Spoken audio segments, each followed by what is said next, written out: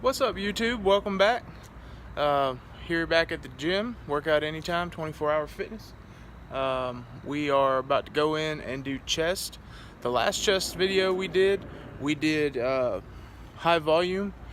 Since I have upped my carb count and my protein and my overall calories, today I'm gonna try a little bit different program. I'm not gonna do a high volume chest workout. I still don't do a lot on chest. It's still a weak point for me, so I'm gonna work to make that a little bit stronger, but we'll talk about that and I'll show you what we're doing when we get in. All right guys, I'll see you in just a minute. All right guys, so we're back in the gym. Yeah, doing a chest workout today. Hope you watched the video at the grocery store that we did earlier. That was fun and informative. Hopefully you saw it. If you didn't, when you get done watching this, go back and check that out, because it was best way to meal prep and get all your macronutrient needs for less than $50 a week. So check that video out. But right now we're doing chest. So like I said in the last segment, last week in the last chest workout we did high volume. Remember, we did the 50 reps, 30 reps, 20 reps, and then we did 3 sets of 10, and it was all about high volume. We did 3 sets of, I believe, 20 to finish it all up. So it was all about high reps. So I have increased my overall calorie intake. My calorie intake prior to the last couple of days was roughly 1,500 calories a day. And if you've been following along with the meal prep videos, you know that. We're seeing the Instagram posts, because I kind of go into detail on some of the things when I'm making the food. But to be honest, guys, I wasn't dropping the weight the way I'd like to see, especially somebody that's my size, or if you're as big as me. Typically it's I don't want to say easy, but it's not that hard to drop weight when you're really big. You tend to burn it off really fast, especially initially, first couple of months. So I had kind of stopped, maybe a pound or something like a week. And I'm still at the size where I should be shedding quite a bit more than that. So after doing some research, I realized I probably wasn't putting in enough calories for my expenditure. We've talked a lot about BMR, basal metabolic rate, and mine, with gym activity included, plus the fact that I work kind of a physical job, is up over 4,000 calories a day. So at a 1,500 calorie a day diet, although I was feeling full because of all the really low calorie, nutrient dense stuff I was putting in, the kale, the spinach, and all that, my calories were still really low. And I think my body was getting to a point of saying, let's hold tight, let's not burn fat, because he's working us out too hard. So let's kind of get in a static phase, and that's proven. I don't know what it's called, but that's a proven fact, that your body kind of adapts to the things you're doing. So I wasn't sure if it was just maybe my carbs were too high, which they were already extremely low, around 70 grams per day. So they were really low. I cut out carbs for 2 days just to see how I felt, and to be honest, I felt horrible. So I've decided to go the other direction for a couple of weeks, maybe 2 to 3 weeks, and see what it does. So I basically almost doubled my calorie intake. I'm going to be shooting for around 2,500 to 2,700 calories a day. That's still a deficit of 1,300 to 1,500 calories per day. But the thing I want to see if I can do with that is see if it gives me more energy, because I'm still going to be using nutrient dense vegetables and things like that. But I'm upping my protein. I'm going to up the carbs a little bit. So I want to see really if I can add, like we talked about in the leg video, if I can add some power or some energy to power out and maybe do some heavier lifts. So I may go a little bit heavier than normal over the next couple of weeks. But I think the thing is, with this type of journey, so if you're already 190 pounds, or you're 205 or something, you're trying to drop some weight, or you're trying to get a chiseled six-pack or something like that, there's definitely a certain method to the madness that's proven, that works, that you can do. It does take diet, it does take exercise, it takes cardio, all those kind of things. When you're as big as I am, it's kind of like a science project or a science experiment. You know, we're trying to build Frankenstein here. And so what I mean by that is we're going to take a lot of different parts from a lot of different things to try to put together the best overall creature that we can, me being that creature. So I'm going to take from all different kinds of aspects of everything. I'm going to take diet advice from, bodybuilders and powerlifters. I'm going to take diet advice from yoga instructors and holistic nutrition individuals, and from dietitians and nutrition and sports and athletes and tailor that to my needs. And the same thing is true about lifting. When I'm doing a lot of these really, really high rep things, I'm getting most of that from the background of bodybuilding. It's where you're really isolating a single muscle and you're just fatiguing it, just continue to fatigue it. And it grows, but more than anything, it builds the muscle and it helps to shape it.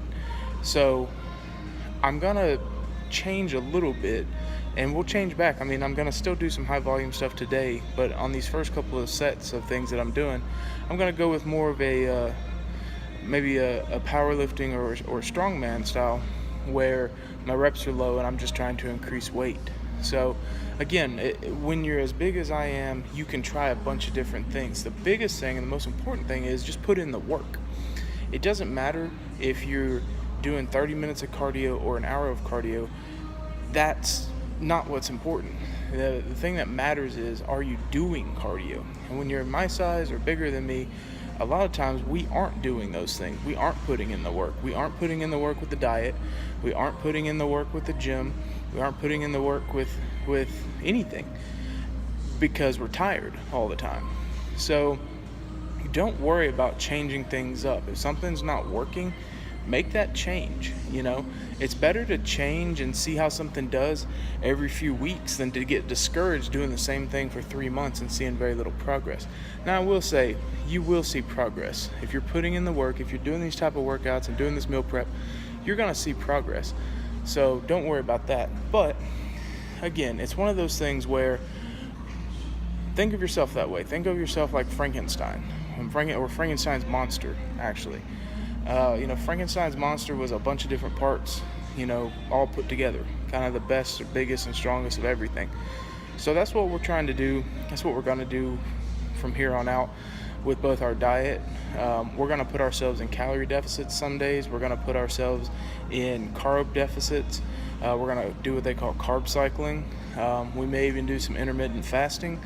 All of these things are a bunch of different ideologies that, when you're my size or our size or bigger than me or close to my size, that it doesn't matter, because it's such a change from sitting on the couch watching TV, eating Burger King or something. It's such a drastic change. So you're gonna see results just from the fact that you're eating better. I mean, if I didn't come to the gym, I'd be losing weight still, even without the gym. So but I have a picture in my mind of how I want to look, and how I want to feel. I want to be strong. I want to be as strong as I look, and you don't get that by just sitting there. So we're going to put in hard work at the gym.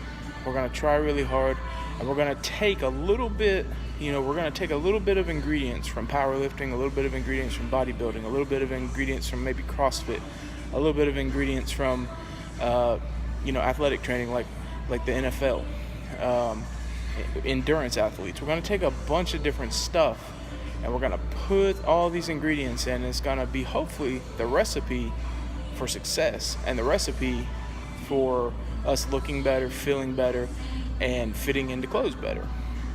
So, all right, guys, well, we are going to get to this set. The first thing we're going to do is we're going to use our Smith machine first for a standard flat bench. So I said typically I just work upper chest, doing an incline setup, but I'm going to change that today, and I'm going to do some flat bench assisted with the Smith machine.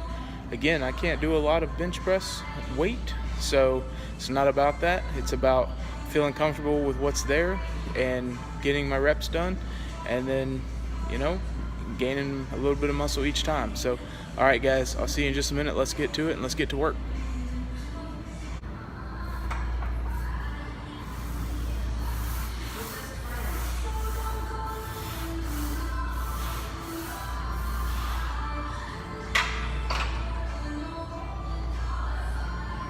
All right, guys, so as you just saw, that was 5 reps. So your eyes were not deceiving you.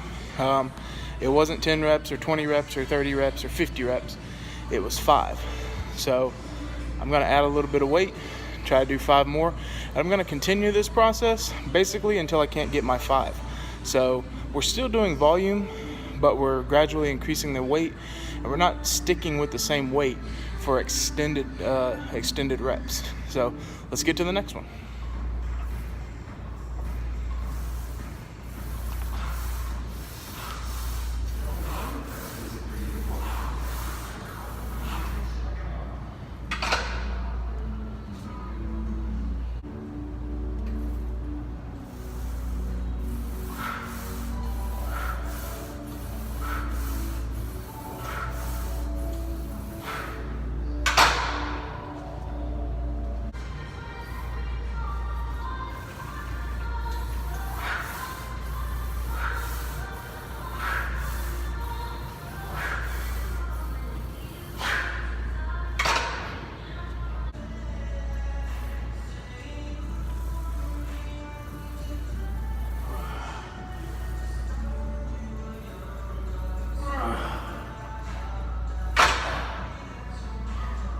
All right, guys, so that was it. That last set was only for 2, so not a ton of weight. Definitely not the strongest guy out there for sure. So, but to be honest with you, it felt pretty good, especially when we put the 225 on there. Again, I think it's a mental thing, you know, because I've always been pretty weak. But that last 2 sets, or last 2 reps was 245. So, you know, again, like I said earlier in the first segment, I really want to be as strong as I look, and I am in some places.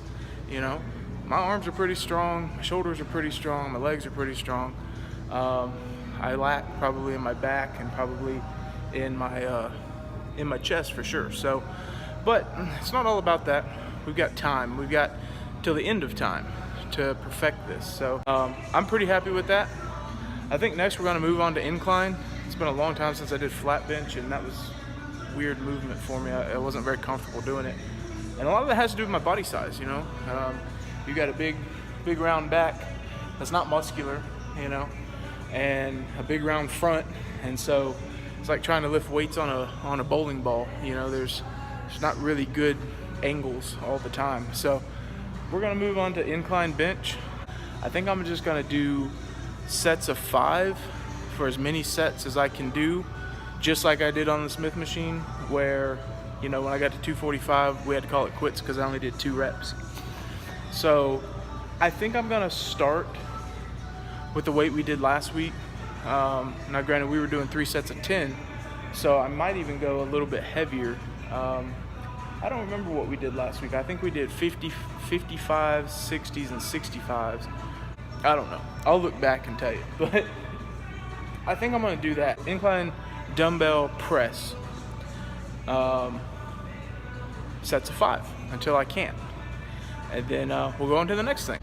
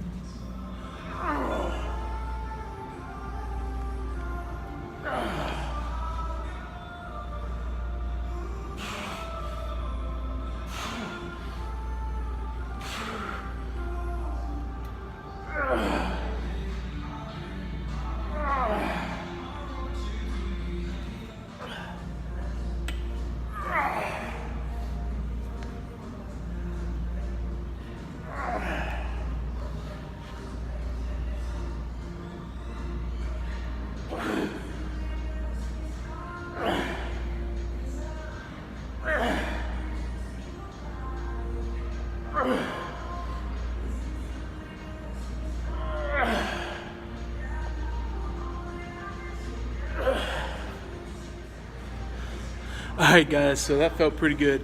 I think that's gonna wrap it up for those sets of 5. We stopped on 75. Now, like I said, there's a lot of really strong guys out there on the internet. I can name, 20 of them. Larry Wills, Mark Bell, Brad Martin, and I can keep going. But, obviously Brian Shaw, Eddie Hall. But I don't want to leave them out because they're probably the strongest of all of them. But, it still felt real good. And I want to show you something. It's kind of a mini goal for me. And I think that's important to set little challenges, little goals, little things that are just kind of fun and keep it interesting. It doesn't always have to be about the long term. I mean, that's what everything is for, the long-term results. The long-term strength, the long-term conditioning, long-term how we look, long-term size shirt and size pants that we wear. So those are all long-term goals. But it's fun to make little games in your head in the gym of things that you want to improve upon. And so really, I'm going to show you something. Now, we were just using the 75s. And we did that for 5. Now, the last one was a little wonky, but I got it. You can't take it away from me because I've already done it. I'll give you an example though. I want to show you something. So as you see, we just did the 75s, okay? Now, I'm not sure if you can see this, but that's 80. That's 85. And that's the floor. So what that means is this particular gym only has dumbbells going up to 85 pounds. I just did the 75s. So a little goal for me, a little game, you might call it, is in the next couple of chest workouts, maybe the next month of chest workouts, I'm gonna get all of those.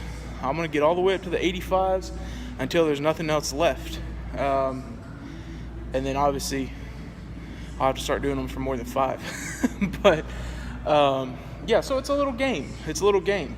I was really intent when I grabbed that 75 that if I had felt pretty decent on that, the same way I did with the 70s, struggle but get it up, I was going to move on to the 80s, and I was only going to have one left, one set, one set of weights, the 85s.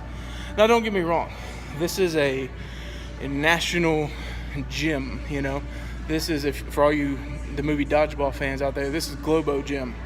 This is a national chain, and it's to cater to all different types of lifters. Half the gym is cardio, but all different kinds of people and all different fitness levels. So I have went to a Gold's Gym that went up to, honestly, I think they went to 200 pounds, in 5-pound increments. It went 85, 90, 95, 100, 105, 110, 115, 120, all the way up to 200. So, every gym is different. The gym that Brian Shaw goes to, they've got that, I think it's called Millennium Dumbbell, and it's, it's like 300 pounds or something like that. So, just for one. And the whole point is, can you even pick it up off the ground? Because I think the handle's like this big, There's only like 5 people in the world that can pick it up. So that's not the point. The point is not that, yes, there's not enough weights here. The point is it's a little fun, mental, physical challenge for me to say, okay, by, it's May 19th, by the middle of June, I'm going to have maxed out all of these weights. I can do all of them,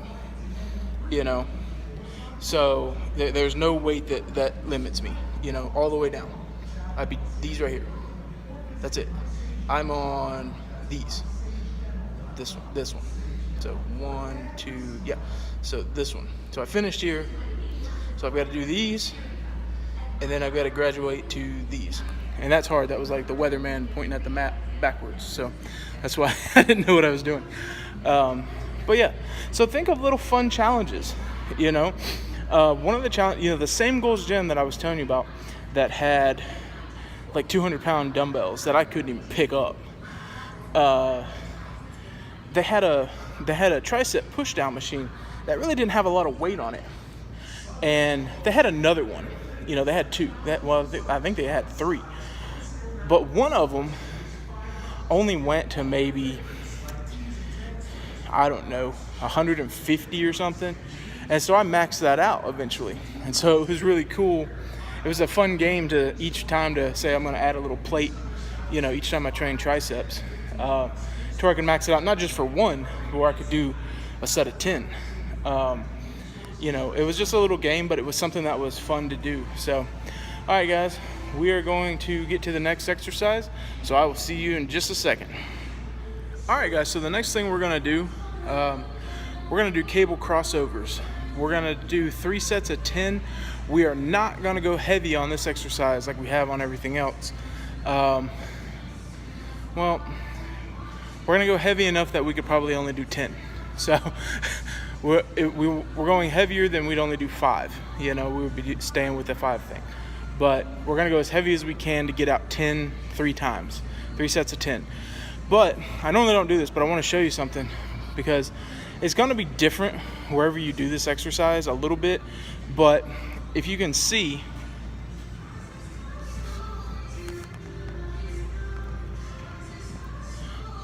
and I hope you can see that, I couldn't see it. We're going to be, the cables are going to come from down here, okay? And you're going to pull up and across and try to touch hands because we're going to be doing both hands at the same time. We don't need to go all the way to the bottom, okay? So this is the other side. And, one's down here. I've got them on 4. 4. I don't know what the 4 means, but that's the position. And the only reason that we're doing that is because if it's way down here, this pull motion is going to be more working the delts. Eventually we'll get to the chest, but we'll be working the shoulders really hard initially. And I don't want to do that.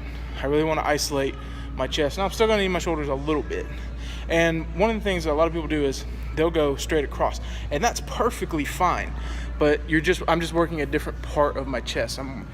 We're coming from down up to get this full range in here.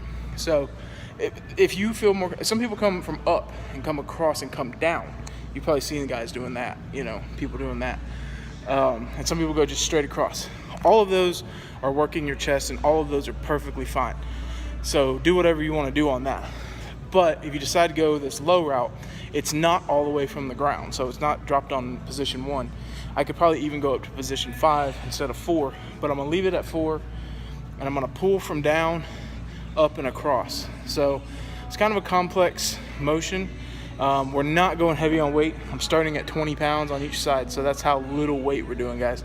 And then we'll just do 3 sets of 10. So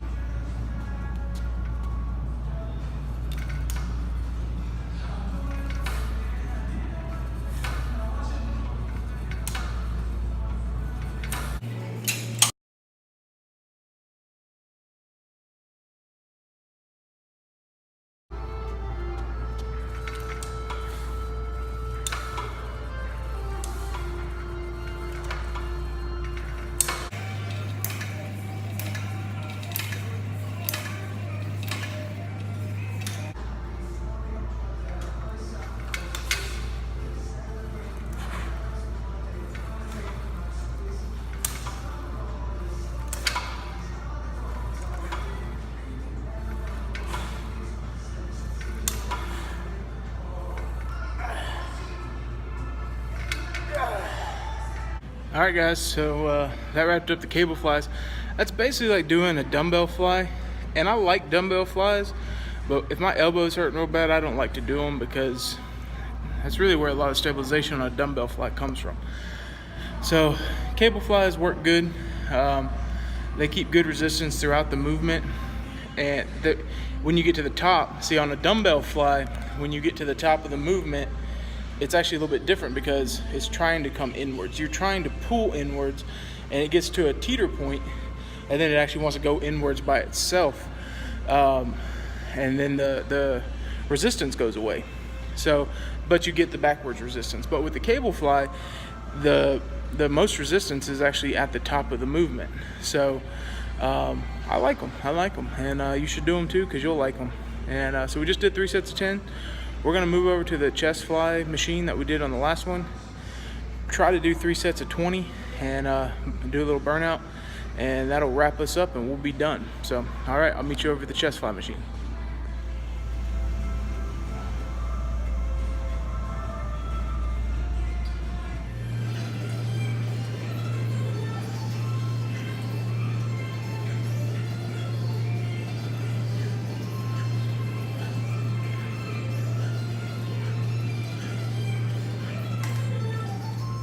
Before we go on that next set, when you're looking at these machines, I'm not sure if you can see the writing up there, but these machines double as rear deltoid kickbacks basically. So make sure that you set for the pec fly. It's actually a little bit different from the cable fly, where I told you to kind of have the weight more back. On a fixed machine like that, go ahead and have the weight starting about right here. So if your arm's completely straight and you imagine that this arm is at 3 o'clock, you want to kind of bring it maybe to 2:30, okay? 2 o'clock, right? So just think of that. It makes sense if you do it with your arm out. It's probably backwards watching on a video, but that's about the starting position on these. So you don't want to be real far back from a static point, because that's how you get shoulder injuries, because the weight's already down. When we were doing it on the cable crossovers, we already had the weight in our hand. It was already under tension, and because we had already stretched it, so it was already taut, and the weight was there, but it was pliable, it was flexible, it wasn't from a dead stop. So with these cable, or with these machine flies, they call it a pec deck machine. So with one of those, make sure your shoulders are positioned forward just a little bit. Okay, so if straight out is 3, think 2:30. You know, one arm at 2:30, one arm at say 9:30. You know, you could probably go the old Dr. Pepper 10 and 2. You know, or the steering wheel 10 and 2 for your arms, right? So yeah, so let's get to the next set. But I wanted to mention that because I forgot I had adjusted it just out of habit, knowing what I'm doing. But I thought, well, I didn't even tell them about that last time. So